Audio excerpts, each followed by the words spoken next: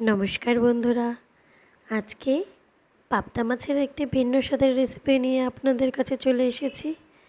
প্রথমে এই মাছগুলোকে লবণ হলুদ দিয়ে সুন্দর করে মেখে তারপর কড়াইতে তেল দিয়ে সামান্য পরিমাণ লবণ তেলের মধ্যে দিয়ে আঁচটাকে কম করে মাছগুলো একটা একটা করে ভেজে রেখেছি।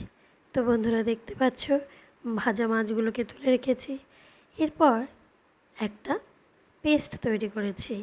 এই পেস্টের মধ্যে আছে পেঁয়াজ, লঙ্কা, জিরে গুঁড়ো আর টমেটো।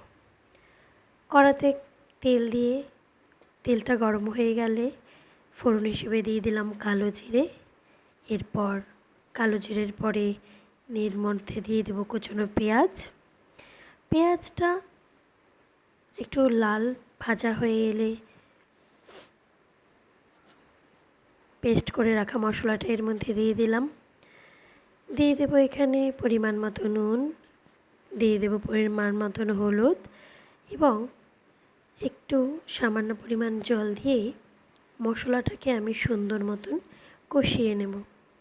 বন্ধুরা, এখন একটা বাটিতে 2 চামচের মতন টমেটো সস নিয়ে সেটাকে সুন্দর করে জল দিয়ে আমি মিশিয়ে রাখবো। আর মশলাটা যতক্ষণ না কষিয়ে আসছে ততক্ষণ আমি এটাকে নেড়ে চেড়ে কষাতে থাকবো। মশলাটা মোটামুটি ভাজা ভাজা হয়ে গেলে এরপর টমেটো সস যেটা আমি জলে গলিয়ে রেখেছিলাম সেটা এর মধ্যে দিয়ে দেব এবং সুন্দর মতন কষাতে থাকবো। বন্ধুরা, যতক্ষণ না মশলা থেকে তেল বেরিয়ে আসছে ততক্ষণ কিন্তু আমাদের মশলাটাকে নাড়তেই থাকতে হবে। বন্ধুরা, আলু বেগুন দিয়ে পাতলা করে পাবদা মাছের ঝোল কিংবা পোস্ত দিয়ে পাবদা মাছের ঝোল তো আপনারা হয়তো খেয়েই থাকবেন, কিন্তু এগুলো ছাড়াও শুধু এই সামান্য মশলা দিয়ে যদি পাবদা মাছের ঝোল করা যায় তাতেও কিন্তু খুব টেস্ট হয়।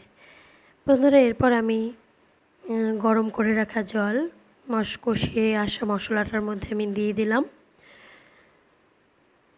বন্ধুরা, জলটা কিন্তু আস্তে আস্তে দিতে হবে, যেহেতু গরম জল না হলে উতলে ওঠে, চারিদিকে ঝোলটা ছিটে পড়তে পারে। এবার আমি ভেজে রাখা মাছগুলোকে এর মধ্যে একটা করে দিয়ে দেব এবং যতক্ষণ না ঝোলটা সুন্দর একটা গ্রেভি তৈরি হচ্ছে ততক্ষণ আমি এটাকে কম আঁচে হতে দেব।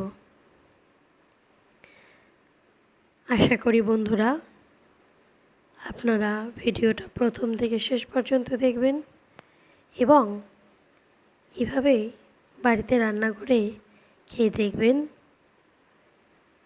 এই সামান্যতম মশলাতে সবজি ছাড়া পাবদা মাছের ঝোল কতটা সুস্বাদু হয়। আমার রান্না মোটামুটি কমপ্লিট হয়ে এসেছে। একটা বাটিতে ঢেলে নিয়ে আমি আপনাদের সাথে শেয়ার করলাম।